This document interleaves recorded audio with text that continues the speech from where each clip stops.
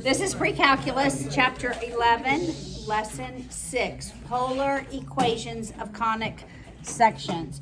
You are used to rectangular equations of conic sections. When we're in rectangular form, we're in X, Y, right? When we're in polar form, we're using R and theta. Got it? So it's a tie into the previous lesson. The equations in the rectangular system have X's and Y's in them. The equations in the polar system are going to have R's and thetas in them. All right? There's also something else called eccentricity. Eccentricity, it's two C's, eccentricity. Everybody listen. Eccentricity tells us how circular or uncircular a graph is. All right? We can look at eccentricity. The one that is the most circular is when your eccentricity equals 0. When your eccentricity equals 0, it actually is a circle. The graph is a circle. What is the next thing closest to a circle? Ellipse, that's correct.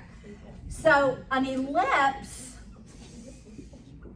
has an eccentricity. I'm going to use E for eccentricity. Okay, so this is not like the E when we use natural logs.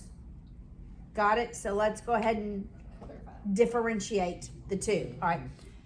It's going to be greater than 0, but less than 1. Your eccentricity is going to be greater than 0 and less than 1. So the closer it is to 1, the less it looks like a circle. The less circular it is. Make sense? Something happens when eccentricity equals 1 is that part of the ellipse disappears and we have a parabola. So when it is exactly equal to 1, it's a parabola.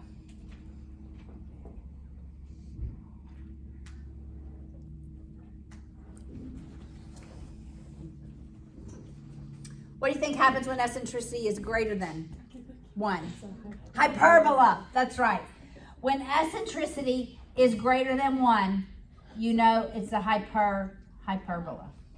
I don't know what I was writing. Yeah, hyperbola. Thank you. All right. So, can we calculate eccentricity? Yes, we can. Eccentricity, look at the top of page 745. Eccentricity is the distance between the foci over the distance between the vertices. So what variable do we use for the foci? Foci. C. C, that's right. So the distance between the foci is what? 2C. So eccentricity is 2C over 2A. Okay, can we simplify this? Yes. So eccentricity is C over A. Do we have any other formulas for the value of C? Yes. Square root of A squared plus B squared. It depends on which one it is, right?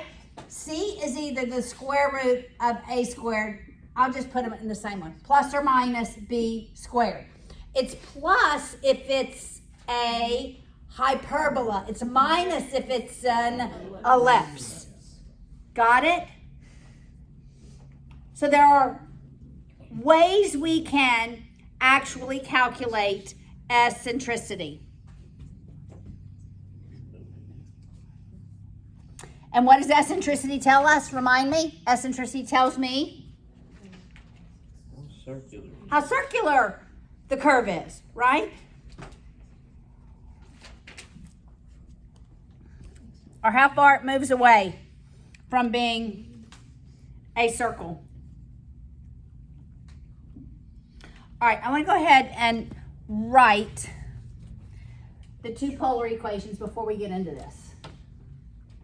There are really two basic polar equations. And it's for all types. It's not as though there's one equation for an ellipse, one equation for a hyperbola, one equation for a parabola. It's two for all of them. And your eccentricity in the equation tells you what the shape is, all right? So here's our two basic equations.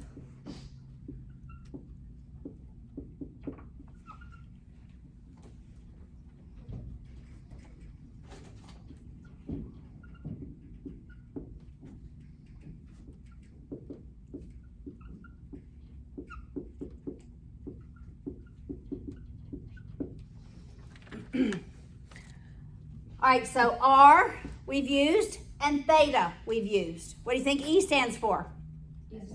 Eccentricity, right? The E is going to stand for your eccentricity. The D is going to be your directrix. When we were in the rectangular system, only parabolas had a directrix, but now we're going to have a directrix for all of them. You don't have to draw the directrix, but we are going to have a value for the directrix.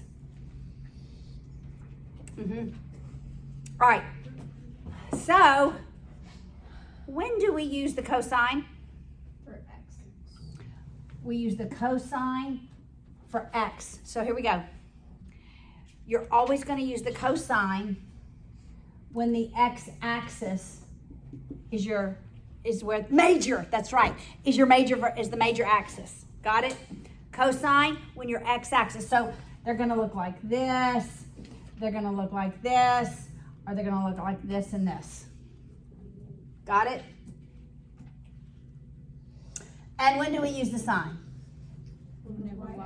Right. So now your major axis is going to be your y-axis. So they're going to look like this. They're going to look like this, or they're going to look like this. Right? Parabola can be just one of them. All right, so now, if we're looking at the x-axis, for our thetas,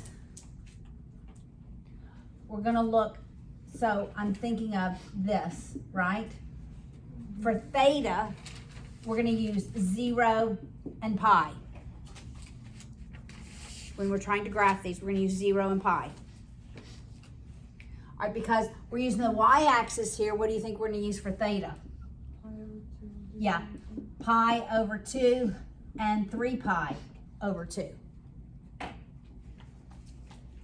That's how we're going to find our vertices. Or maybe the value of the R, which is actually where the vertex is. All right, are you with me so far? Two basic equations. A lot of what we've already learned, except eccentricity. All right, so let's look at example 1. Example 1, find the eccentricity. What does eccentricity equal? What over what? C over A. C over A. Eccentricity is the value of C over the value of A, that focus point value and the major axis value. All right, so now we're going to find eccentricity of this. All right, what shape is that? Hyperbola. So we're expecting eccentricity to be greater than 1. All right, so eccentricity is C over A. Okay, for C we've got to do square root of? 4 plus 21. 4 plus 21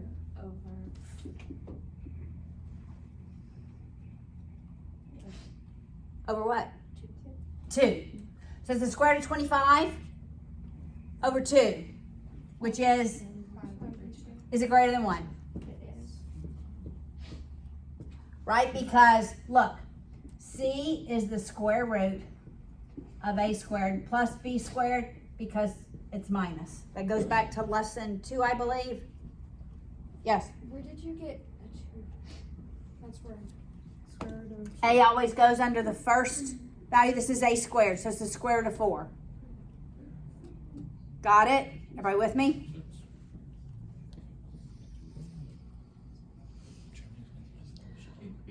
All right, B requires completing the square. For the sake of time, read that one, okay? So we can move on. Because you can do the square, you can complete the square.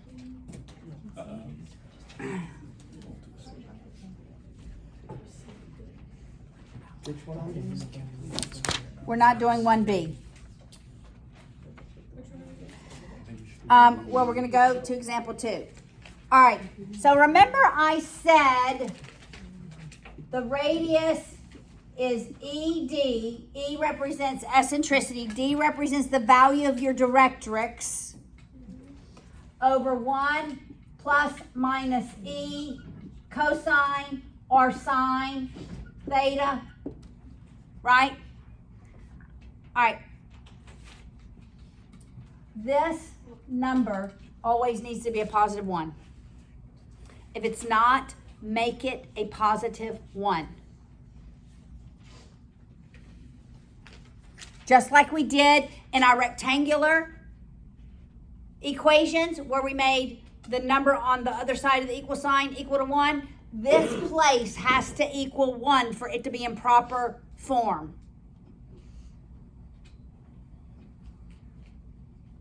All right? All right, so we're actually going to graph some polar forms. All right. Look at example 2. On the top of page 750. It says complete a graph of R equals 3E over 1 plus E cosine theta. Okay, what do I already know? the directrix is 3. What axis am I on? The x-axis. I'm on the x-axis. That's what's important. Cosine tells me I'm on the x-axis. What am I going to substitute in for theta on the x-axis? 0. I'm going to substitute 0 and pi. All right? So you with me so far? All right. So if,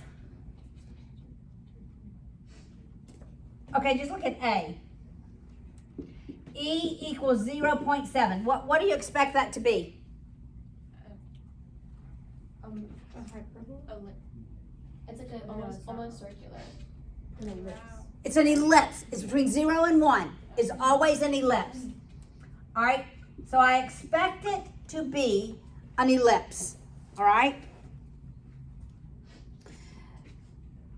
So I'm going to put 0.7 in. So R equals 3 times 0.7 over 1 plus 0.7 cosine theta. All right, you got it? So far, you with me?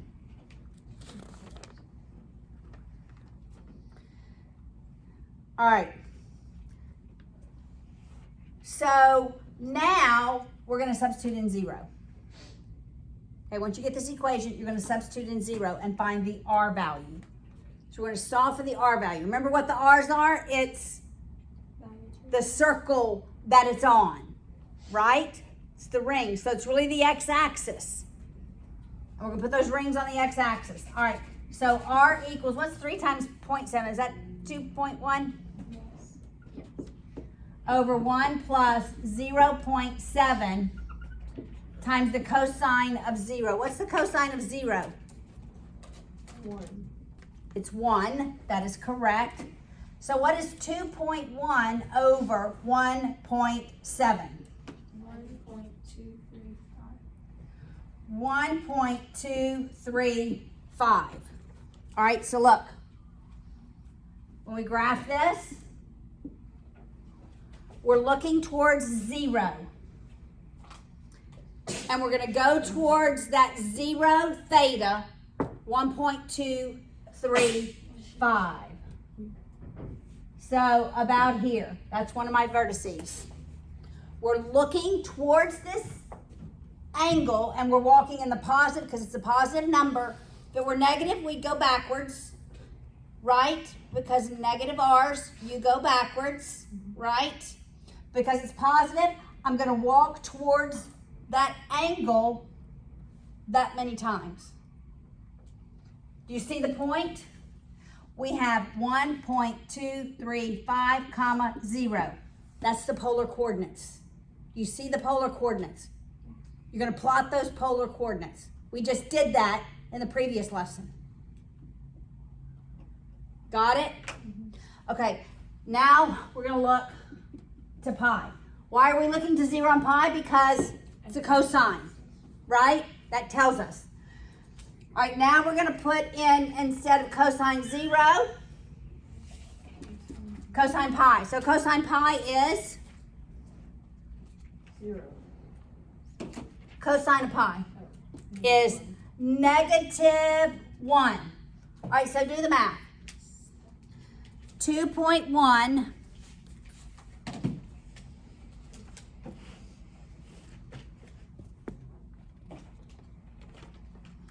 over 1 minus 0.7. What is that? What do you get? You get positive 7? All right, so what are we gonna graph?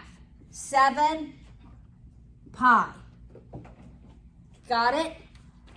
Okay, so looking at pi, we're gonna walk 7 towards it. 1, 2, 3, 4, 5, 6, 7. Well, I made that really bad, didn't I? And we knew it's an ellipse, so that is our ellipse. Yes. So whenever you're plugging in pi, if it's negative, you go the opposite way. We're gonna do one. We're going, I believe one of these is a negative. Yes. You walk away from it. Yes. How do we know the b value? How do you know the what? The b, like how wide it is. D? The b value, how wide it is. B. We have no B value. That's in the rectangular coordinate system. Well, how do we know Instead of A's and B's, we have E's and D's. Yeah, but how do we know how wide it is? Like, how do we know it's not really Okay. straight? What does eccentricity tell us? How uncircular it is. So the closer to 1, the narrower it's going to be. The closer to 0, the more circular it's going to be. The further you get away from 0, the wider it's going to be. Like, well, what? At this point, it's going to be narrow. But when it goes to a parabola, it's going to be symmetric. But like a hyperbola at 1.1 may look like this. A hyperbola at 3.1 is going to look like that. It's getting further and further away from a circle. Got it? All right, we're running out of time. Let me see which one I want to do. Well, let's do the parabola, then we'll have to be done. And maybe I'll video the rest. The last example is very important. All right. Well, you could read it maybe, but it might be a little hard. All right. So now our eccentricity is 1. All right. So we plug it in. R equals 3 times 1 over 1 plus 1 times cosine theta. All right, where's our directrix? Okay, so our directrix is at x equals 3. Wait, why didn't we just do the last one? Or does it just not really matter? It didn't really matter, but it matters with the parabola because it's going to. How does the parabola curve? Towards the directrix or away from it?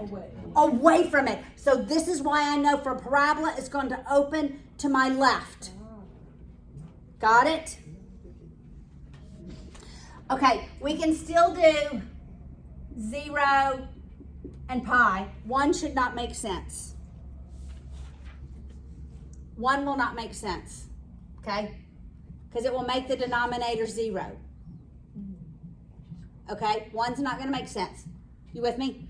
All right, so r equals 3 over 1 plus cosine 0 and 3 over 1 plus cosine pi.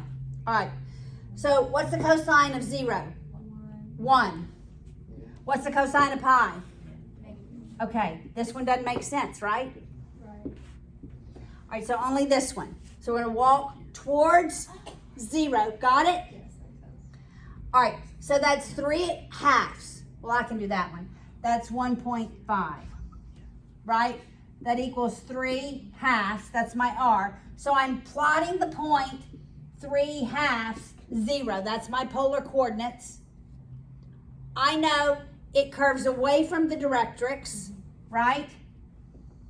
So it goes in this direction. All right. What time is it? 10:57. All right. We do get out of here now, huh?